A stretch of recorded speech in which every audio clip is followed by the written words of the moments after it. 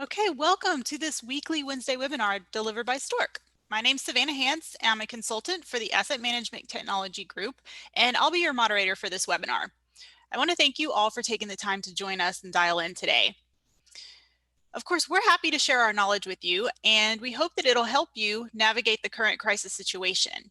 Of course, due to this crisis, there are many of us that are still working from home, so you may see some less than business backgrounds behind some of us, so we hope that you understand that. The duration of this webinar will be half an hour, and to avoid any static background noises, we've turned all the microphones off, but we really do want to hear your questions. So if you have any questions about the content during the presentation, please just click on the Q&A button.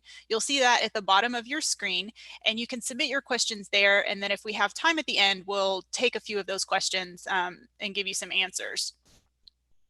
So as we wait for people to dial in, let me start off with just a really quick introductory slide on STORK, just to give those of you who don't know us a better idea of who we are and what we do. And then it'll help you put into perspective the rest of the presentation given today. So STORK is a global provider of fully integrated O&M, turnarounds, modifications, and asset integrity solutions. So we're not necessarily asset owners, but we do feel completely committed to keeping assets running at peak performance during all phases of that asset's life cycle. So without further ado, let me go ahead and introduce the topic for today. Utilizing secret weapons during COVID-19. Many of you may be wondering, how do we continue to execute operations and maintenance work safely in the face of the uncertainty and the volatility and the complexity that COVID-19 is imposing on all of us? So today we'll hear from Jim McQueenie as he openly shares STORK's secret weapons, including items like STORK heroes, subject matter experts, vlogs, and partner collaboration. Undoubtedly, there will be some little bits of information in there that can also help your company, allowing you to further enhance and protect the way that you protect your employees' health. So let me take just a moment to introduce your speaker. Jim McQueenie has 30 years of experience in HSE, spanning over 50 countries through all asset lifecycle stages. He is a member of STORK's global management team, and he leads our network of HSE professionals based around the world. Jim is also our subject matter expert for both crisis management and sustainability. I wish you all an inspiring and educational half hour. Jim, the floor is yours.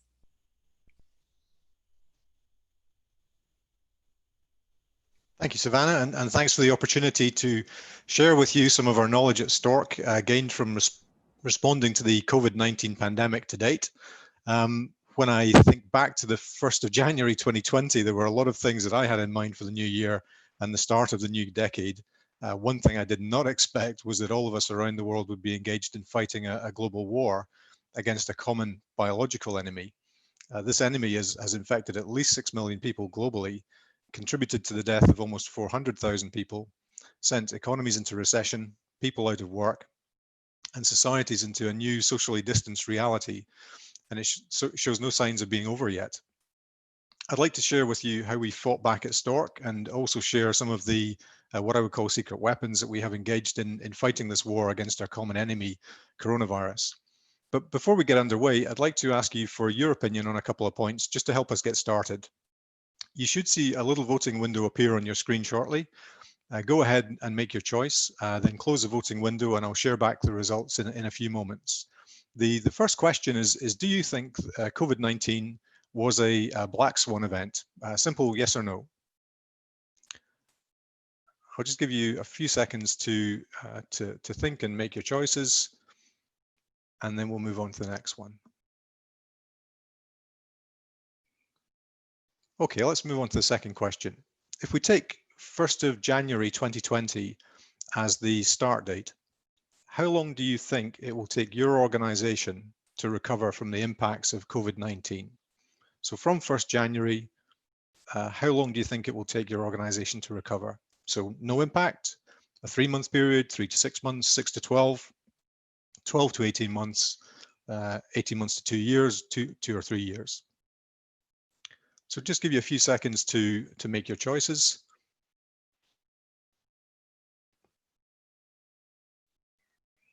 And I'll thank you for making your choices.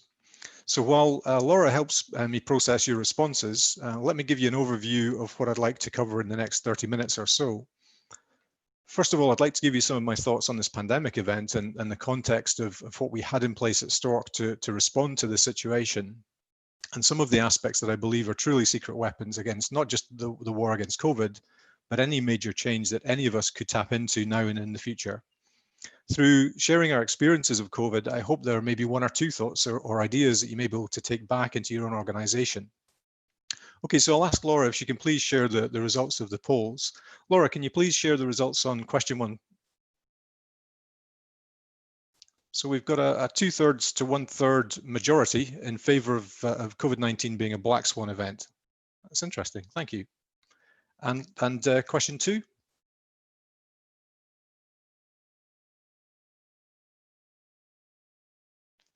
So we've got a range from 3 to 6 months through to 2 to 3 years, with I guess a majority 12 to 18 months or 18 months to 2 years. So clearly, yeah, there's an impact, and that is skewed towards it being, I guess, median there around 12 to 18 months time. Great, thank you. So thanks for everybody's input. Thanks for your help with the poll, Laura. And let's move on to the next slide.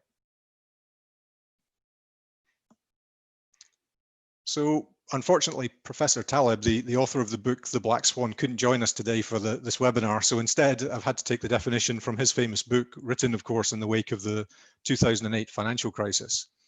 So if we take the 3 main features of a black swan event, I think we can all agree on the middle point that the impact of COVID is massive from both a humanitarian as well as an economic perspective.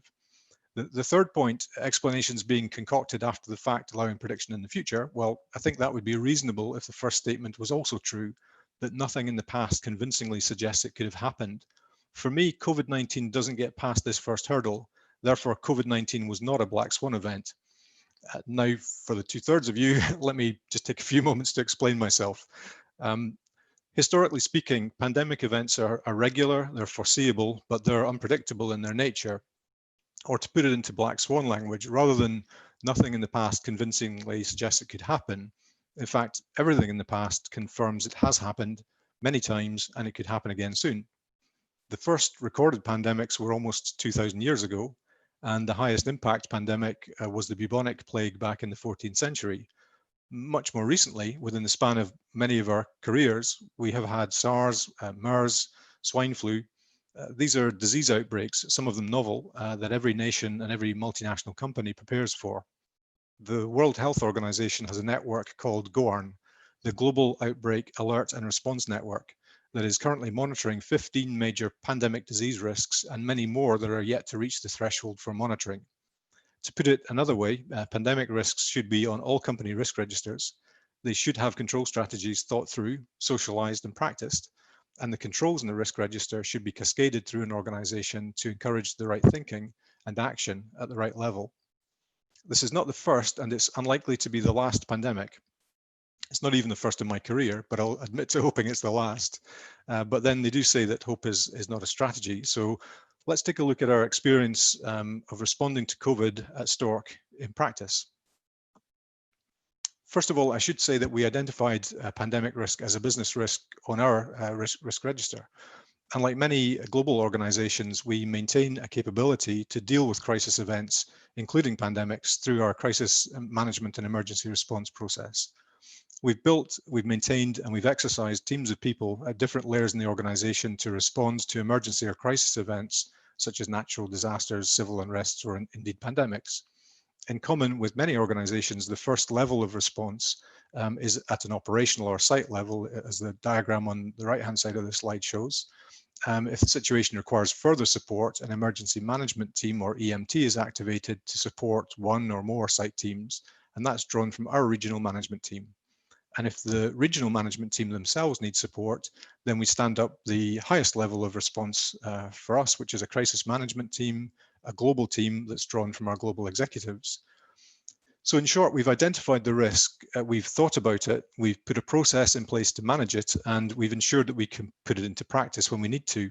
This gives us a framework, a top-down communication, meeting, and accountability structure with some processes and tools behind it. So that was what our plan looked like, but how did the plan work in reality? Well, let's see. So let me put into perspective the planned approach we've just discussed against the actual timeline of COVID. The left to right timeline here represents the COVID outbreak sequence of events as stated by the World Health Organization, or WHO. WHO believed that the very first cases of illness occurred in Wuhan, China on the 8th of December 2019. A local outbreak pattern emerged, and that was responded to by the Center for Disease Control in China and was reported by the Chinese authorities to the World Health Organization on the 31st of December 2019. Personally, my first awareness of what I would call an emerging situation was on the 7th of January. We had work going on in China involving STORK specialists traveling into and out of China. And at site, our teams were becoming aware through their own local networks that there was a new emerging disease risk, which was breaking out in a different province from the teams our people were working in. So we managed this as a normal travel health risk issue, and at first informally, and then stepping up an emergency response team to help coordinate and support matters locally in mid-January. And as the first cases outside of China were beginning to be reported in Japan and South Korea, and Wuhan was beginning to report rapidly increasing numbers of cases, more than 100, we stepped up a regional emergency management team to provide support. At this point, we were continuing to focus on this primarily as a travel health risk. In other words, locally contained to Southeast Asia and affecting those in the country and travelers to and from that country. So the map on this slide shows that at 26th of January, there were over 2,000 cases reported globally and over 50 deaths.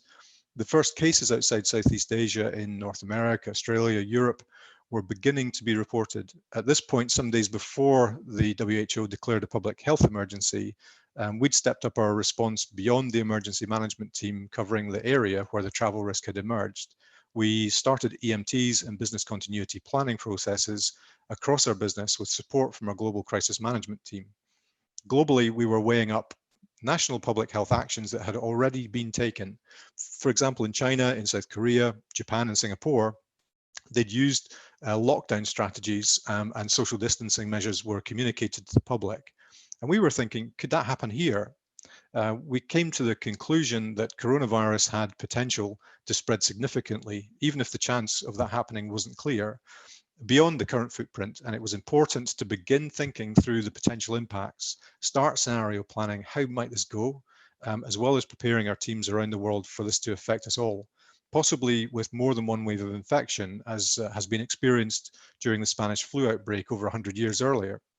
So we began thinking of a wave traveling around the world and considering that this could be a first of a series of waves with alternating periods of national lockdown and then eased social controls and then returning to national lockdown between each wave. One of the control strategies that we thought might be important from an early stage of the response was social distancing. And we adopted quite early on some very clear information from the Australian government that was published that helped communicate the why social distancing matters. And we got that around the STORK world to all sites and offices.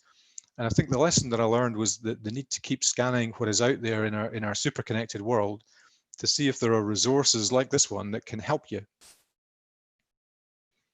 One thing that really surprised me about coronavirus was the pace at which the situation developed. If you look at the SARS pandemic back in 2002, it took 22 weeks for the period of the first case to case number 5,000 for SARS. COVID, the same escalation, took 8 weeks. The pace of the medical response also was much faster, so 20 weeks to genetically sequence SARS, and COVID was under 5 weeks. So when we started responding to coronavirus, we thought we were focused on an influenza-style pandemic, as at that early stage, the acute respiratory impact of COVID was not clear to us. And unfortunately, the nature of the disease has become all too familiar to us all now. A lesson learned for me is not to assume it's just flu and to try and get clear definition of the nature of the disease. This is important, particularly in terms of who may be at greatest risk and what control measures are most effective, as well as clearly articulating why certain actions or behaviors are required from our workforce in the response. So in short, the plan worked well enough to be effective, but the real lesson from such a fast moving situation was we really had to stay agile. But that's less than half the story in our battle against COVID at Stork up to today. In fact, it's not even the important half where the secret weapons are, but I'll move on to that shortly.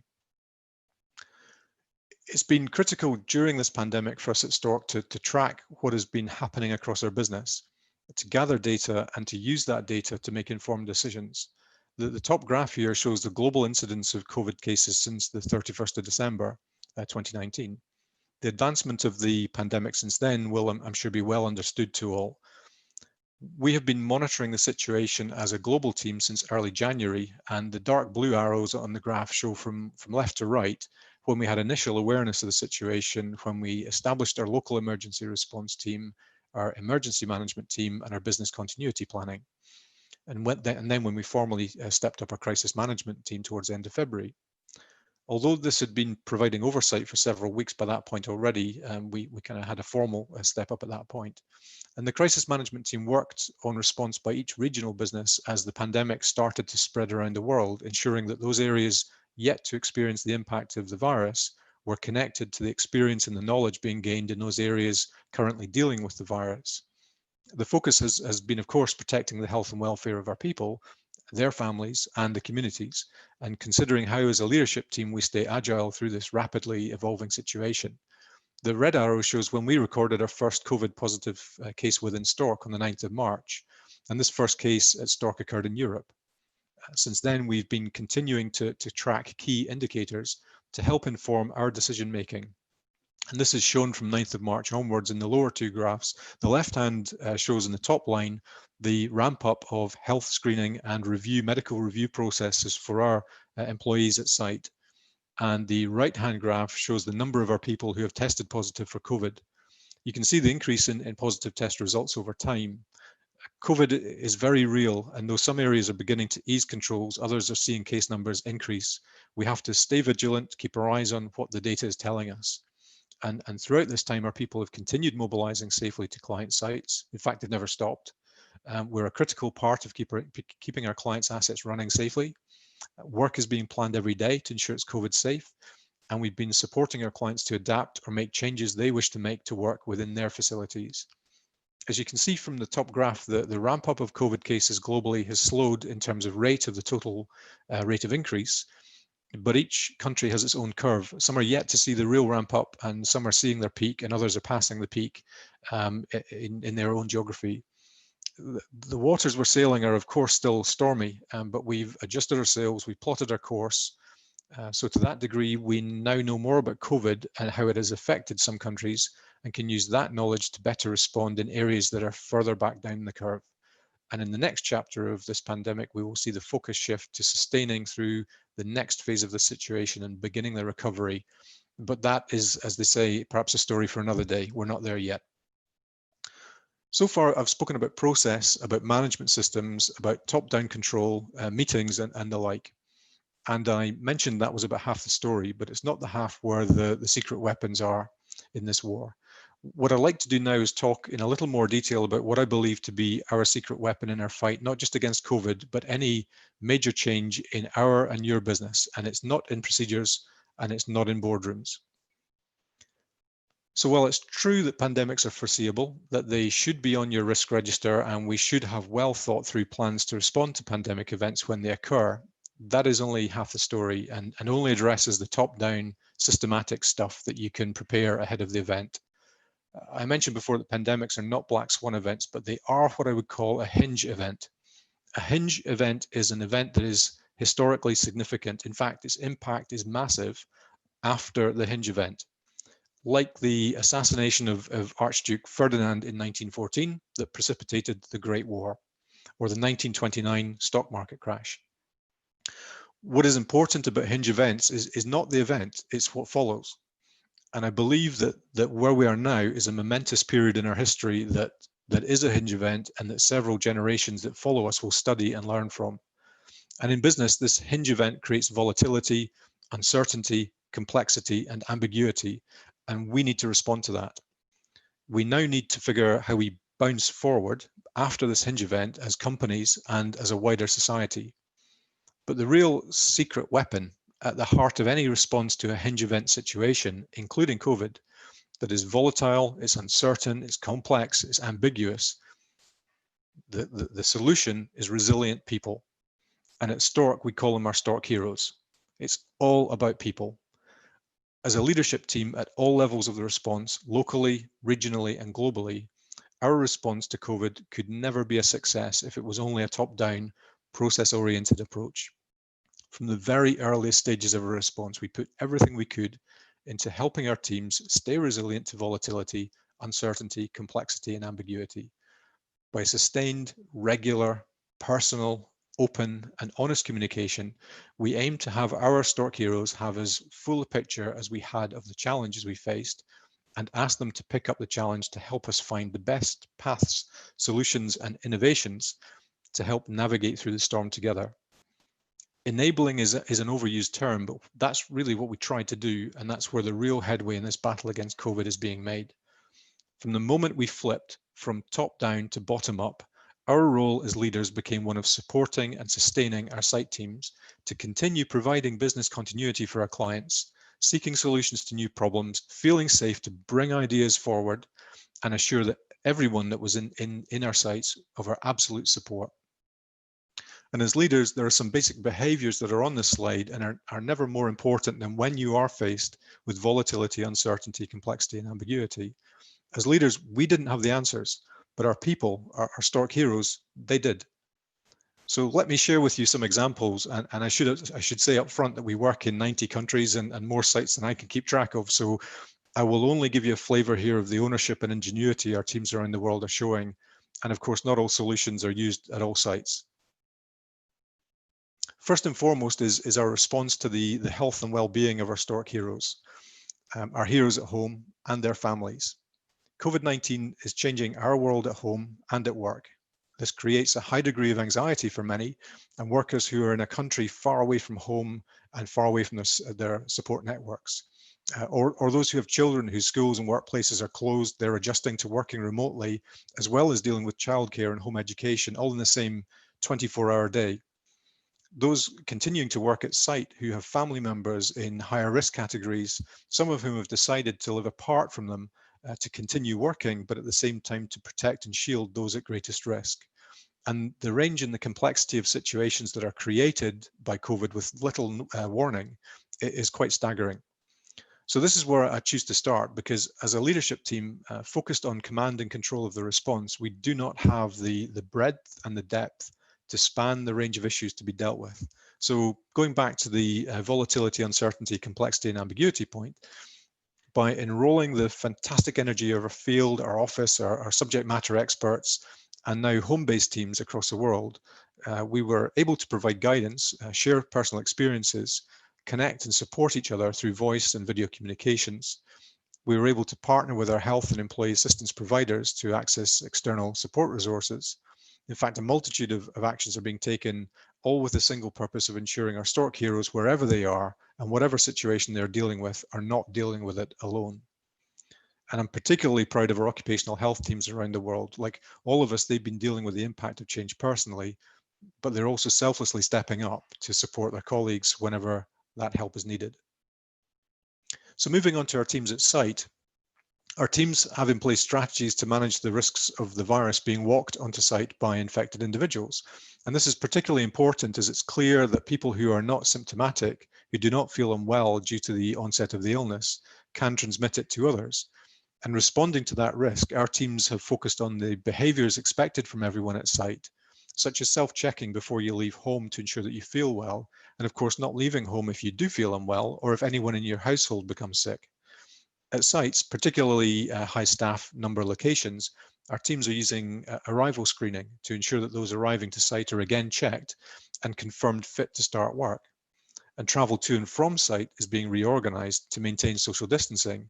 And as you leave or arrive at site and check in or out of work, our teams apply social distancing at bottlenecks such as the site gates and by applying touch-free tag in and out. When we start work, the number of potential surface transmission risks is also taken into consideration by our teams. For example, for stores, they've changed the way that tools are checked in and out to ensure that they are sanitized before being placed into storage or even being placed onto the store counter. We work with our partners in the middle image here to deal with specialist items of equipment to figure out how to prevent transmission of COVID. For example, in this image, it's gas monitors. It's an item that's pooled for use by our workforce. Our site teams and our partners have worked together to figure out how the use of monitors, how the use of charging stations, of calibration stations, and so on, can be redesigned or reorganized to manage the transmission risks. And at the job site, the image on the right here is really focused on our teams that are in the habit of identifying tools or surfaces that they need to share, and whether that's chain blocks and lifting slings to spanners, probes, or drills. We start with the expectation of managing the risk, and our teams take that and apply it to the wide variety of equipment used every day, shared between workers, teams, and shifts. If we go to workshops, our workshop layout is redesigned to ensure that the job layout and the workflow minimizes transmission risk between our people, and safe operations can be maintained. And if it's not safe, we don't work. Checking in and out permits to work is a daily task for our teams, and the permit office can be a transmission risk as well as a bottleneck for our people. And our teams, for example, in Colombia, are working with our clients at site to help ensure social distancing, transmission risk, and touch-free approaches are implemented to allow work to proceed with management of those risks. And I love this image from our USA team. Our teams work on some large sites and need to move parts, equipment, and people around. And we sometimes use vehicles like the Kubota in this photo. Our team balanced the transmission risk from COVID, particularly social distancing expectations, against the challenge of introducing more vehicles to site and the increased driving risk. Added to that fact that it's just plain easier if you all arrive and leave together. So they thought about the risks. They figured out an innovative screen partition design for this vehicle that the red arrows are pointing to in the photograph. That isolates all 4 vehicle occupants, and they put that control into practice. So here they are, buckled up, masked up, segregated, and ready for work. The diversity of welfare facilities at sites for meal breaks, for rest breaks, and so on also creates transmission risks. Our teams are looking at the facilities we use for welfare, planning the maximum safe occupancy, observing social distancing, and then using staggered break times to ensure that our crews have the breaks and the meals without introducing unnecessary risk. Catering arrangements are also being changed to manage transmission risks, with many adopting a bagged meal solution. And of course, sanitizing tables, chairs, doors, and all surfaces. So that is being replanned to ensure that we minimize transmission. The use of remote communications technology, just like we're using today, is already well established at STORK, but we've seen the use of video logs, of video conferencing for team meetings, video calls to maintain social as well as work contact really accelerate. A more innovative example perhaps is our Trinidad team. They've mobilized a new contract, and to ensure the team were effectively inducted to STORK's and our clients' expectations before starting work, we needed to ensure that the new team was properly briefed and prepared. Because of the numbers of people involved, we had planned to do this as what we called a safety village event, where people could move from one room or area to another, receiving each part of their induction as they circulated through the village. COVID arrived just in time to stop that, but undeterred, the team worked with a partner to develop a virtual safety village, allowing the same people to move through the same areas and receive the same information and training, but in a virtual world, safe in their own accommodation. In a similar manner, we also use webinars such as this event today to maintain communication and to share experience despite the restrictions that we all face. One of the most important activities at site is communication, particularly pre-start meetings where critical information is shared and the day's work is planned, or toolbox talks. Our teams are adapting to suit, whether large gatherings, socially distanced, and with the help of a personal address system, or smaller toolbox meetings with the team spacing out 2 arm spans, or in smaller teams under the shade cloth to keep cool using social distancing and face masks. And an example that will also be covered in more detail in next week's Wednesday webinar is on remote collaboration, is the use of telemedicine. We partner with our occupational health teams in STORK, as well as our medical health providers externally, to give our team members access to medical support through their computer or their phone. This is a tool we've used before, but faced with COVID, the impact on our staff, as well as the potential risk of face-to-face consultations with healthcare professionals, means that we have extended the use of this service across many more sites. And if you're unwell, if you're injured, or if you're just anxious, our employees have access to a medical professional at the end of a video call who can help evaluate and guide them through the right clinical pathway. And in Colombia, for example, we've also an employee and family helpline over and above our employee assistance program, which is staffed by doctors, supported by clinical psychologists. And these professionals are on hand to help support the families of our employees who are concerned about medical issues, but also to help support the anxieties and the mental health concerns that have also been evident during the last few months. So whether physical health or mental health, it's just health. And telemedicine is a great way to help stay healthy and also to help us manage COVID. And many of our offices remain at a low occupancy. Before returning anyone to our offices, our teams evaluate the layout and the design of each office and work with HSE and facilities teams to figure out a maximum COVID-safe occupancy. And this involves redesigning the facility, ensuring that open plan areas are managed, transport routes are managed, and shared facilities like canteens or gyms are controlled to make sure people return to work feeling safe. And the last point I'd like to share from our experience is that when we widen out the focus to include the wider communities being impacted by and responding to COVID, the picture often becomes more complex. An immediate impact of COVID, much of it a consequence of increasing cases, as well as increasingly stretched public and social care systems, is the effect on our local communities. Our STORK heroes are, of course, directly engaged in keeping critical client infrastructure going to ensure that ambulances have fuel and hospitals have power. But beyond this, we also support our neighbours at a much more local and personal level. So, for example, the top left to right images here are in Colombia, where 4,400 families so far have received donations through a collaborative campaign we call A Day for Those Who Need It Most. And this involves our employees giving a day's pay, and that money is used to provide food and other essentials to those in the community at greatest need. And this is particularly important in communities where social infrastructures may not be able to provide that support.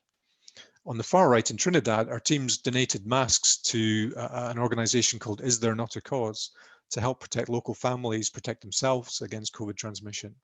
And the bottom left to right, Cooper Heat, their staff worked with a volunteer support group called Sefton for Good. They picked up and they delivered essentials, including food and medicines, to people who were housebound, who were stuck in their house in the community.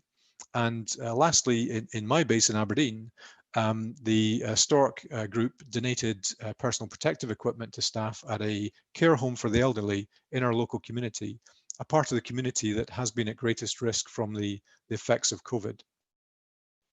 So to wrap things up, we had identified the pandemic risk in our risk register, and we had planned to manage that risk with a top-down approach, and we put that into practice. But really, that approach got us about halfway.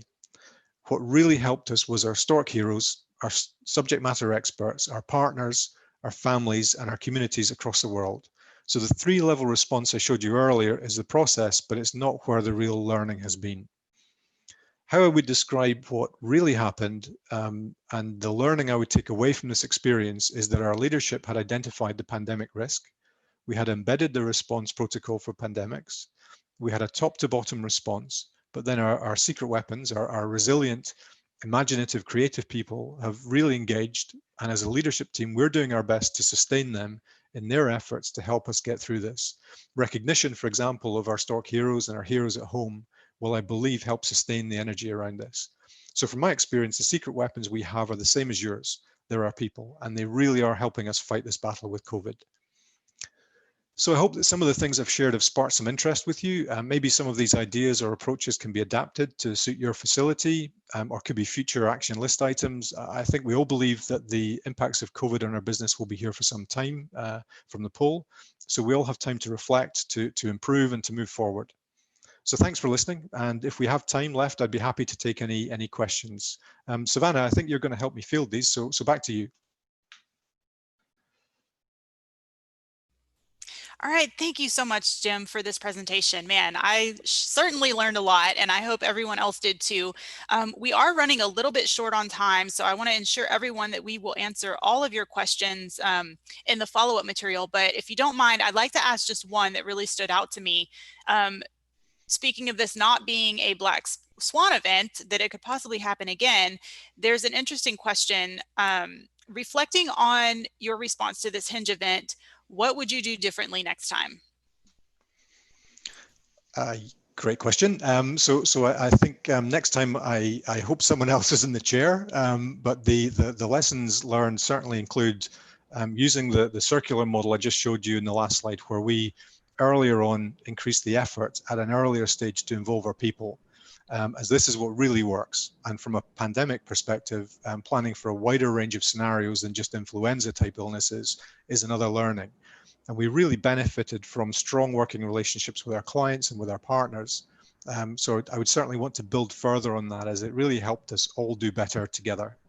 I hope that answers the questions. Savannah, back to you. All right, thank you so much. So of course we've run out of time, so I'd like to go ahead and conclude this webinar. It goes without saying we're happy to discuss this further with you one-on-one if you're interested. So we are going to be leaving the presentation open for just a few more minutes to give you time to go ahead and click that Q&A button. Leave us a message, leave us a question and your contact info, and we'll be happy to get back with you later.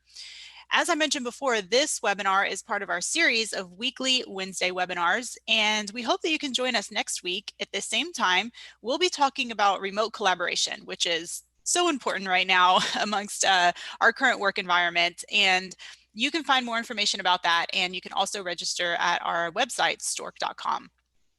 This presentation that was just given and the recorded webinar will be available on the STORK website, and all registered attendees will be receiving an email with a link to that information within the next coming days. Again, I'd just like to thank all of you for taking the time to join us today. I wish you a safe and productive rest of your day. And as always, we continue to be your partner in the field of smart maintenance and asset performance improvement. So until next time.